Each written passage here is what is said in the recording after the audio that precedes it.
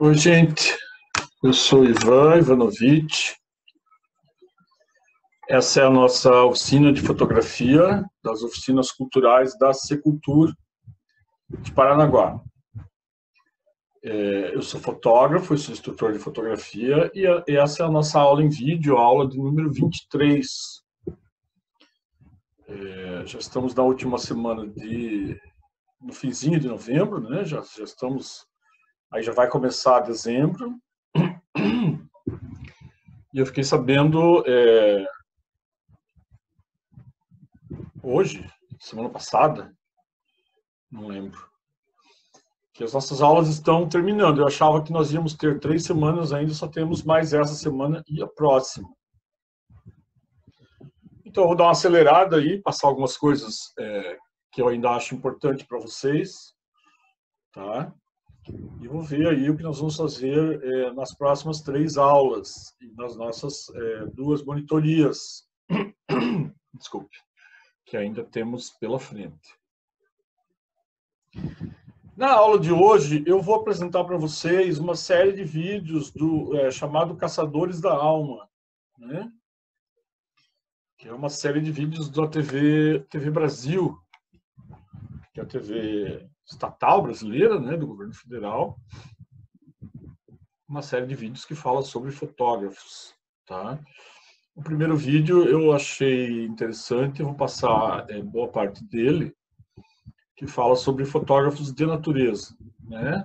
Tem o Arauquim Alcântara, que talvez seja o principal fotógrafo de natureza do Brasil, e uma série de outros fotógrafos aí que estão todos identificados no vídeo e vai passar eles comentando suas fotos e exibindo suas fotos de natureza. O fotógrafo de natureza, gente, é um fotógrafo que precisa ter um bom equipamento, né? Principalmente com lentes potentes aí de zoom, né? Isso é muito importante, visto que muitas vezes é difícil de se aproximar de animais selvagens, né? Então, geralmente, os fotógrafos de natureza usam equipamentos profissionais de alto nível, tal, né? E com lentes também bem caras, de zoom bem de longo alcance, né? 400 milímetros, 600 milímetros, né? Enfim. Mas isso não impede que a gente se inspire nessas fotos, a gente, que eu digo, é quem não tem equipamento sofisticado, né? Se inspire nessas fotos e busque também fazer as suas fotinhas de natureza aí, tá? No Paranaguá e no litoral como um todo, a gente tem uma abundância grande aí de animais selvagens, né? Convivendo até próximo da gente nas cidades, né? Principalmente as aves, né? Alguns têm a felicidade de fotografar outros animais também, como botos, né? Répteis, né? Enfim. E sem falar que a natureza não é só bicho, né? Também são as árvores, os rios, o mar, né? O mangue, com os caranguejos, os crustáceos todos, né? Então, digamos que a gente tem aí um certo repertório grande que dá para fotografar, né? O fotógrafo de natureza, ele vai tentar apresentar a natureza de uma maneira estética, né? Que tem um valor estético, né? Tem o registro documental e tem o registro estético, né? Tanto que se vende muito livro de fotografia de bicho, né? De bicho, de planta, de locais, né? De praias, de rios, de cachoeiras. Essas são fotos sempre legais da gente fazer e tirar, tá? Então, eu vou passar aí um trecho do Caçadores da Alma, tá? Esses vídeos estão no YouTube, é só procurar Caçadores da Alma, que vai aparecer uma sequência grande de vídeos lá no YouTube. E são todos muito bacanas de se assistir, principalmente por quem aí tem interesse e gosta, né, de fotografia, né, quer aprender mais, quer ver fotos bacanas, né? Não tem como não se emocionar e não se admirar desses vídeos aí, tá? Mais para frente a gente vai falar de fotojornalismo também, de outras, né, de outras possibilidades aí que o Caçadores da Alma coloca, mas por enquanto é fotografia de natureza, tá? Fiquem com o vídeo aí e a gente se fala na sequência. A foto é a caça. É o instinto da caça sem a vontade de matar. É a caça dos anjos. Perseguimos, miramos e atiramos e clac! Ao invés de um morto, nós fazemos um eterno. Chris Marker. A minha matriz de universo, a minha matriz criativa é a natureza. A natureza do Brasil. O Brasil é a minha obsessão.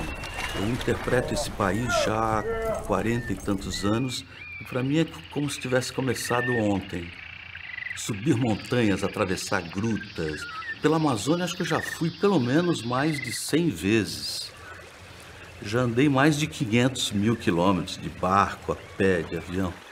Eu me lembro muito do Tom Jobim em alguns momentos que eu estou falando desse assunto. Ah, o Brasil.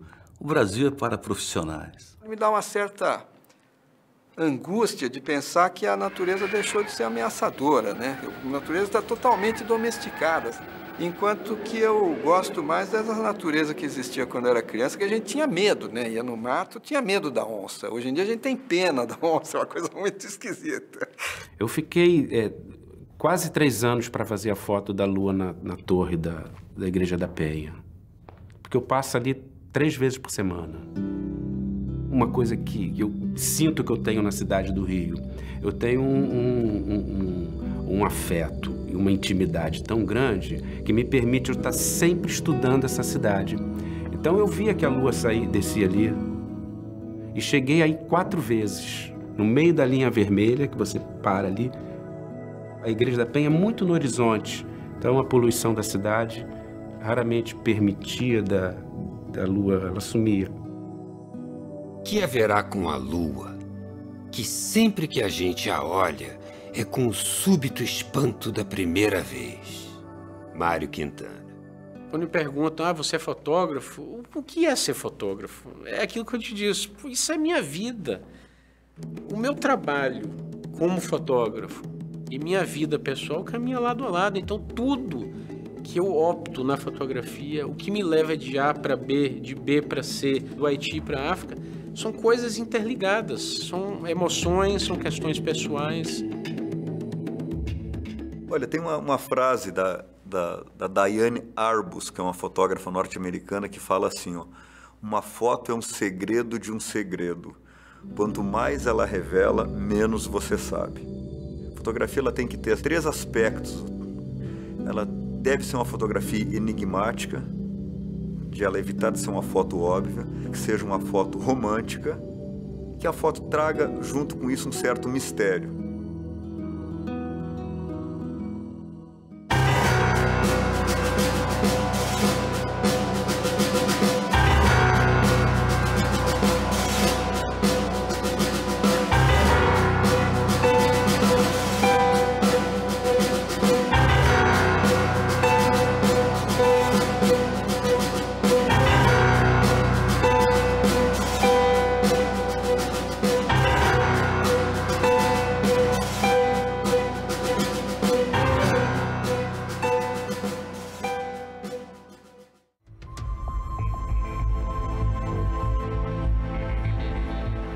Vamos, vem ver o reino vegetal. Entra comigo na espessura úmida. A floresta já sabe que chegaste. Todos os verdes se movem querendo saber quem és.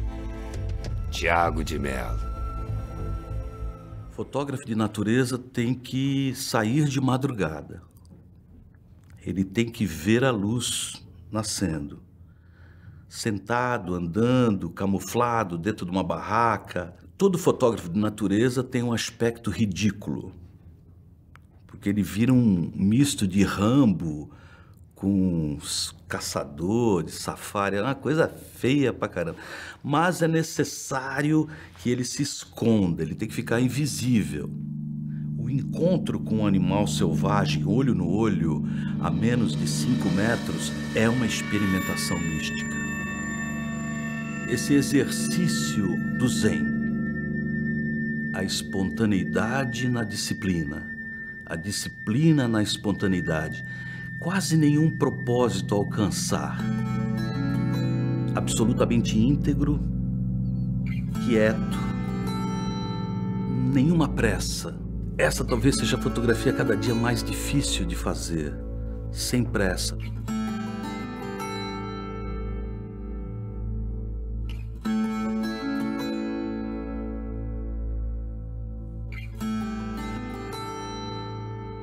O fato de eu ver esse bicho, né, esse tubarão branco, né, enorme, de uns 5 metros, que é uma aparição, né, mudou minha vida. Eu virei mergulhador. Foi por isso que eu comecei a mergulhar.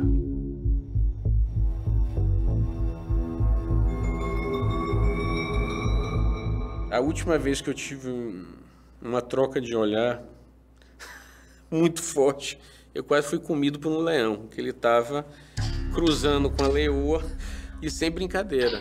Ele quase avançou para dentro do carro. E eles avançam mesmo. E ele entra no carro e ele arranca dali de dentro.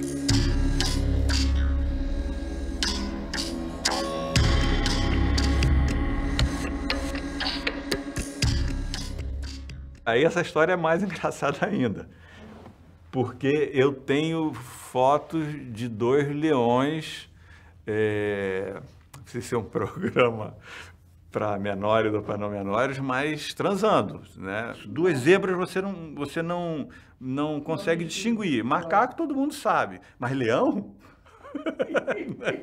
O rei das selvas nunca ninguém soube, né? Leão fica 20 horas dormindo, né, por dia, né? Não faz nada. E o leão levanta e eu disparo. Né? Levantou e disparou, levantou e disparou, levantou e disparou.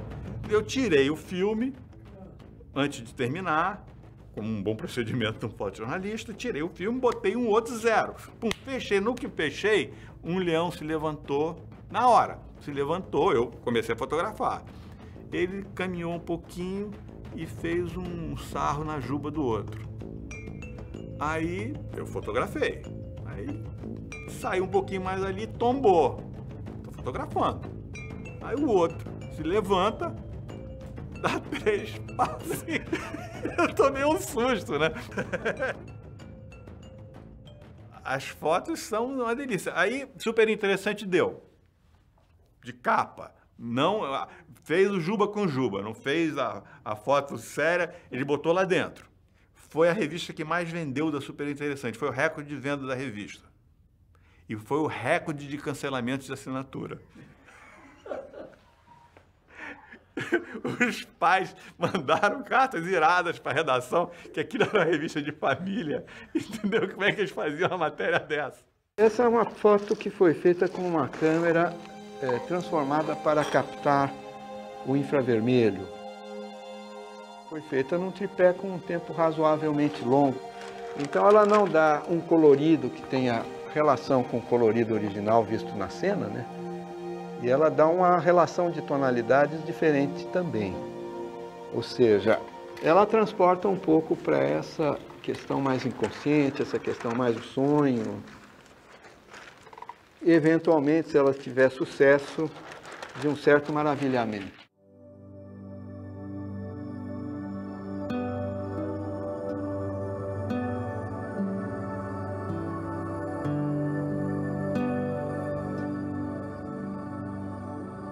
Através das imagens, percorremos territórios de difícil acesso, viajamos no tempo, criamos intimidade onde nunca estivemos.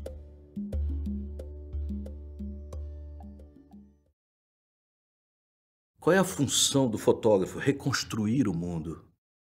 É transformar o banal em algo revelador. Nesse caso foi uma biguatinga, que eu acredito que eu tenha conseguido transformá-la em toda a sua real grandeza, porque ela parou, depois que ela mergulhou, ela foi para um galho, a palmeira é meio verde e amarela, né? Deu um fundo fantástico, e ela abriu as asas para se secar. Quando ela abre as asas, ela mostra uns pontos que ela tem na asa, que são cor de chumbo acinzentado claro. Ela virou para o outro lado numa forma que, como é difícil descrever a imagem, né? uma forma de uma harmonia tão grande, mas essa é uma foto para permanecer. Esse trabalho surgiu de uma forma simples. Estava na praia, com minha mulher passeando, de repente ela avistou parecendo uma árvore. Ela disse, olha que coisa curiosa. Eu olhei, peraí, uma árvore perfeita. Chegou em Salvador, eu olhando, eu disse, olha, isso aí dá uma ideia de um ensaio. E vou fazer esse ensaio. E a partir daí, caminhei cerca de 5, 6 ou 7 vezes o litoral de Fortaleza até a ilha de Itaparica, na Bahia, capturando, sem nenhuma interferência física, nem tecnológica, porque nesse trabalho eu não usei sequer filtro polarizador. Capturei tudo a cerca de 40 centímetros, ficava horas e horas esperando que a natureza me desse essa arte. A arte da natureza, eu só fiz capturar. Na hora que eu fiz essa foto aqui, que eu me lembro como hoje, foi feita em Fortaleza, na Praia do Futuro, às 7h30 da manhã, é uma praia que a maré é muito baixa, muito rasa. Eu falei, isso aqui vai dar alguma coisa. Ajoelhei e fiquei ali esperando. E aí a coisa começou a crescer, e eu segurando com a vontade doida de clicar. Eu falei, já está bonito, mas vou esperar mais. Esperei, fui cada onda que vinha, como ela vinha muito fraquinha, ela não danificava o que já estava pronto. Quando completou o peixe, que eu acabei de clicar, veio uma onda maiorzinha e apagou tudo. Essa foto é interessante porque todo mundo que bate o olho diz logo, é uma corrida de espermatozoide. Eu vi aqui a lembrança de um coração. Um coração com os vasos e tal. Um dia chegou um médico e foi olhando e dizendo que ele via realmente um coração com as artérias. Mas aí, outro dia, chegou uma professora de neurociência, viu um cérebro com os neurônios. Tudo é válido. Então, foi a vantagem de eu não ter nominado, porque se eu nomino, eu queimo essa viagem da plateia. Durante os anos que eu morei em Mato Grosso, eu criei cavalos. Tinha um aras, eu montava cavalo, treinava cavalo para provas hípicas, eu fiz hipismo clássico muito tempo. Eu falei, poxa, não existe nada, trabalho nenhum de fotografia a respeito dos tradicionais cavaleiros e amazonas do país. Vou fazer isso aí. E eu fiquei o ano de 98, 99, 2000, viajando sem parar pelo país fotografando isso. E quando chegou a National Geographic no Brasil, eu procurei a revista e olha, eu fiquei 3 anos viajando, pô, fiz um material. Rapaz, que legal, onde é que você andava? Pô, a gente está procurando, é isso mesmo, olha só, que bacana. Pô, vem aí, vamos publicar isso. E aí começou uma parceria de trabalho que dura até hoje.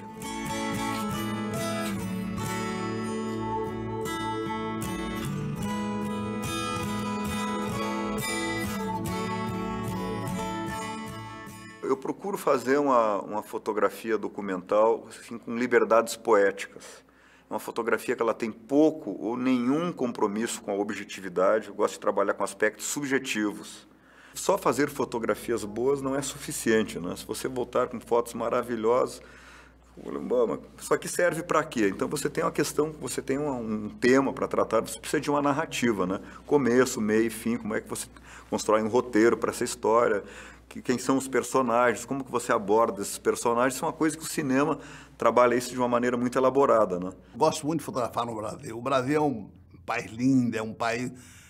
Tem tudo que você imagina. O Brasil é uma luz maravilhosa, é o país que tem a melhor luz do mundo. Agora estou fazendo um trabalho, Missa do Vaqueiro, aquela missa criada pelo Luiz Gonzaga, lá em Serrita, é uma coisa de uma emoção.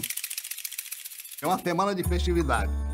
No sábado e no domingo, aquilo é só dos vaqueiros. No sábado é a pega do boi no mato, que é onde os vaqueiros vão pegar o boi, se massacrar, se arranhar todo dentro da Jurema, que é cheio de espinho. Ele volta com a cara todo estragado.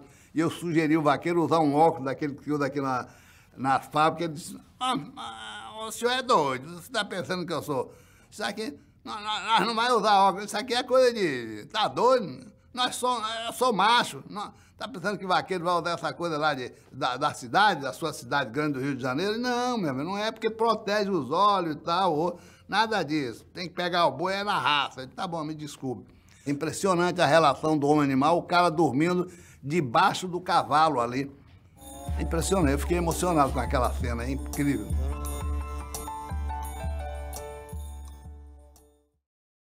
O projeto Simbioses, ele é um projeto de múltiplas linguagens, né?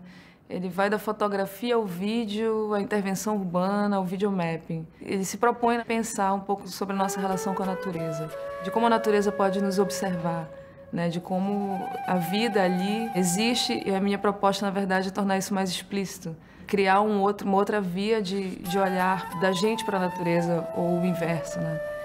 E simbiose, na realidade, é um termo da ecologia que designa essa relação vantajosa entre dois seres, de espécies distintas. E, nesse caso, as espécies distintas seria a arte, o homem, a cultura, né, e a natureza, né, o que a gente entende por natureza. A função do fotógrafo é revelar para além do comum, do banal. Christian Cravo clica um Haiti jamais mostrado antes pela imprensa. Eu passei 10 anos fotografando no Haiti. Momentos mais, momentos menos, mas entre a primeira e a última viagem foram quase 10 anos, 9 anos e tantos. Eu já estava, enfim, encerrando esse trabalho, já tinha passado por dificuldades no Haiti, dificuldades existenciais, tá? Não em termos de segurança, nada disso. De questionamento, e aí meu pai morre. Isso foi a minha primeira grande decepção na minha vida. Uma pessoa no auge da carreira, um pai, foi a primeira pessoa na família que morreu. E eu tinha ido para a África inúmeras vezes, enfim, lugares distintos da África, mas uma coisa completamente diferente do que eu estou fazendo agora. E, esteticamente falando, a África começou a vir à minha cabeça como uma possibilidade de fugir, de ser um antídoto de tudo aquilo que eu tinha fotografado até então no Haiti. Estou agora fotografando a natureza, paisagens e a vida animal. Então aí não tem controle nenhum. Você simplesmente espera um momento certo.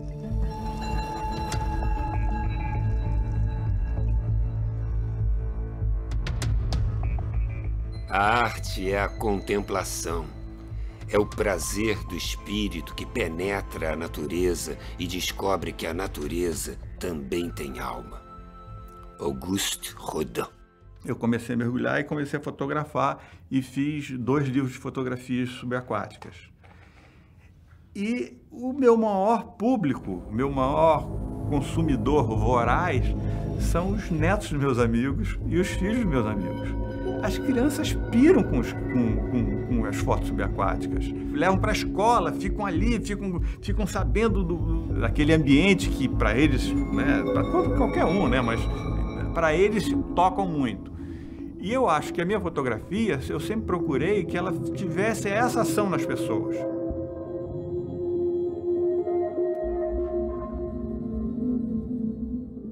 Eu trabalhava na sucursal do Estado em 1976. Eu tinha 6 anos de fotografia, eu acho. E um vereador me falou, olha, estão destruindo toda a Mata Atlântica de um lugar maravilhoso. Jureia quer dizer ponta saliente. É uma estrutura de granito guinás, uma montanha fantástica. E 4 anos depois, o presidente Figueiredo desapropria toda a região para a construção de 2 usinas atômicas. Nesse exato momento, minha fotografia ganhou ideologia. Eu falei, puxa, o que eu faço? O que eu posso fazer com o meu... Aí comecei a escrever muitas matérias, texto, fotos. Comecei a conhecer todos os caiçaras que estavam sendo expulsos dali. E um dia eu olhei o meu pai e falei, puxa, tive uma outra epifania. Falei, olha, pai, você vai ser o meu modelo numa foto que eu estou bolando aqui. Há 2 dias atrás, desse dia que eu convidei, eu tinha feito uma reprodução de uma foto de esqueletos insepultos de Hiroshima. Aí eu falei, puxa, se um caiçara, né? Se um homem barbudo, cabeludo, primitivo, mostrasse essas fotos como quem diz, nós somos pessoas ignorantes, mas nós sabemos o que vocês vêm fazer aqui. Vocês estão trazendo, nós queremos os nossos peixes, vocês estão trazendo a morte. Fiz a montagem da foto E aí a coisa ganhou ares de peregrinação, pagador de promessas. Eu e meu pai, os dois baixinhos, andando 38 quilômetros para chegar no lugar da construção das usinas, com aquele quadro na cabeça, parece como se fosse uma cruz. Chegamos até o morro do Grajaúna e, no momento, ele, filho de Xangô, um filho de Xangô e um filho de Oxóssi, no momento que ele tiramos o quadro, o tempo começou a virar. A natureza põe, o homem dispõe. O modelo de desenvolvimento que vivemos produz o lixo, que o capitalismo chama de civilização. Eu acho que o processo ambiental acompanha a degradação social também. Eu acho que nesses 30 anos o processo demográfico é enorme. Eu acho que as condições,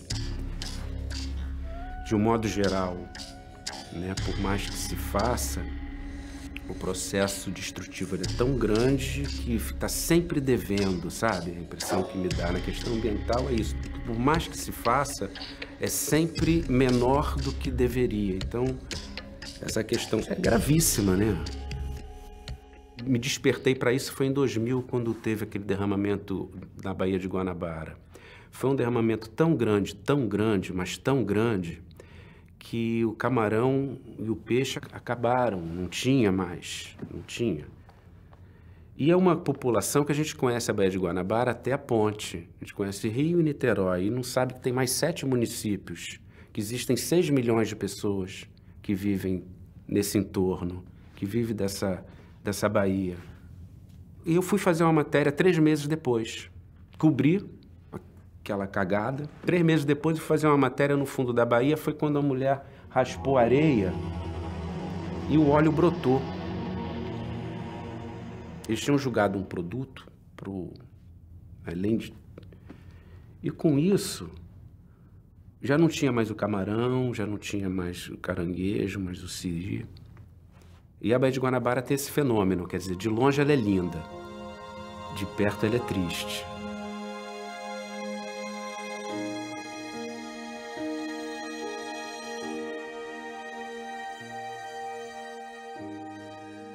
Trate bem a terra.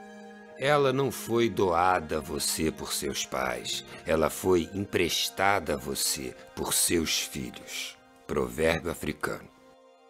Toda a ciência fala que esses eventos de secas e enchentes vão ser uma norma do futuro e que nós, né, temos que, de alguma forma, estar preparado.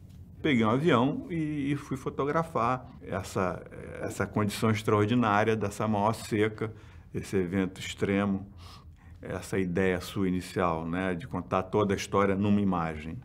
E você tem uma situação que parece que, quando você olha assim a princípio, você pensa que é uma banheirazinha com um barquinho de brinquedo, né?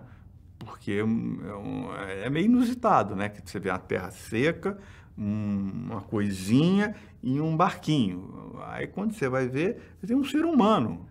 Aí você vê a dimensão, é um mega barco, entendeu? Barco de 3 andares que está aprisionado numa pocinha. O resto tudo em volta seco.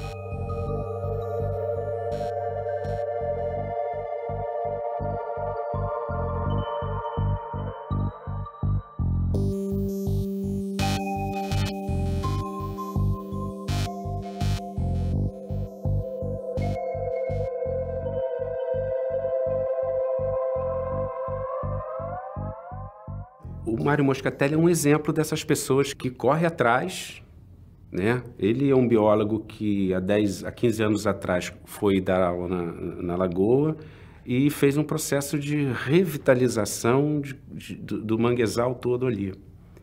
Ele, agora, para isso, foram muitas manifestações, entre essa do bloco do Eu Sozinho, né? São performances, na realidade, para poder chamar a atenção da opinião pública, né? sobre o... E hoje, ela, não só por conta dele, mas através dele, da força que ele conseguiu, a gente ter essa Lagoa Rodrigo de Freitas hoje quase sem mortandade de peixe, né? Por coisa que há 15 anos atrás era comum.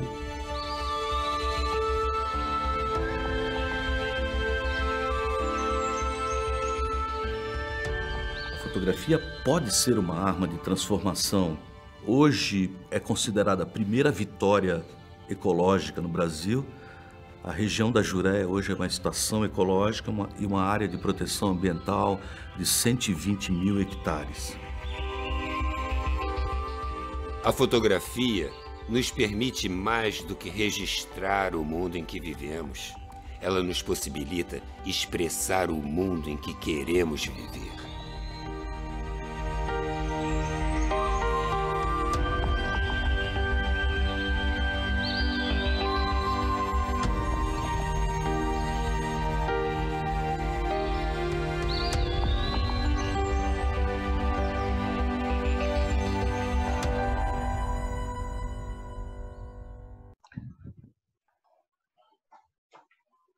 Bom, gente, vocês viram aí que o vídeo foi muito além de fotografar bichos ou locais intocados, né?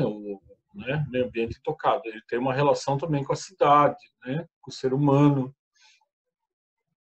A relação do ser humano com os cavalos, né? O Mato Grosso, etc. A relação do ser humano com a enchente, com a poluição, né? Então, a natureza consegue ser ampla, assim, nesse sentido de que não é só o que está totalmente preservado para a gente colocar num livro e depois que tiver extinto, a gente poder ver uma foto. Não é isso, né, gente? Não é isso. Na realidade, é um pouco aquilo que a gente quer também, que a natureza seja e que a gente possa ter acesso a essa natureza, né? Porque faz parte do ser humano, a gente é um animal igual a qualquer outro, então a gente tem que conviver nessa natureza, né? E conviver nessa natureza e apreciar e respeitar essa natureza faz bem para o ser humano, né? Então a fotografia joga um papel essencial aí, eu acho, né? E a gente está registrando aí também as nossas praias, nossos rios, os nossos pássaros, né? Que estão aí ao nosso redor. É uma maneira também da gente mostrar como eles são bonitos e como eles fazem parte da nossa vida e merecem ter seu espaço de sobrevivência aí, né? Ter seu espaço respeitado, sem a poluição, sem a depredação, sem a caça, né? Sem a destruição do seu habitat, enfim, né? Por enquanto é isso, nos vemos aí na próxima aula.